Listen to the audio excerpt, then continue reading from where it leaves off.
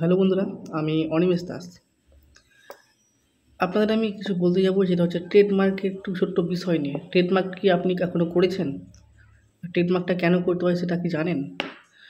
একটা ছোট্ট উপায় আপনাকে বুঝে দিচ্ছি ট্রেডমার্কটা কতটা প্রয়োজন। আমার একটা ফ্রেন্ড ব্যবসা স্টার্ট করেছে।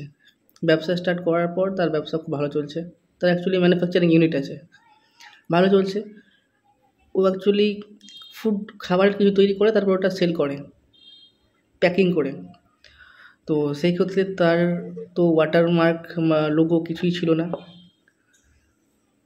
ব্যবসা যখন ভালো চলছে তখন অন্য সাইড থেকে কেউ জাস্ট 2 থেকে 3 মাসের মধ্যেই ওর যে বিজনেস নেম সেটাকে কপি করে নেয়। কপি করে নেওয়ার পর কী করে, ওর ব্যবসাটাকে ও রান করতে লাগে। এর মধ্যে ওর বিজনেসটাকে ট্রেডমার্ক রেজিস্ট্রেশন করেছে, যেটা আমার ফ্রেন্ডের ছিল, যেটা আমার ফ্রেন্ডের বিজনেসের নেম ছিল। ওই নেমটাকে ওই third person, second person copy করে ট্রেডমার্ক করে নিয়েছে। কিন্তু এটা তো লিগ্যাল, ও ঠিক করেছে, লিগ্যাল করেছে এটা, কিন্তু ভুল করেছে কি, কারোর নামটা চুরি করা হয়েছে এখান থেকে।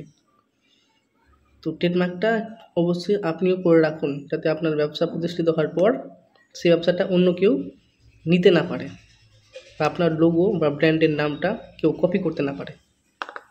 ধন্যবাদ।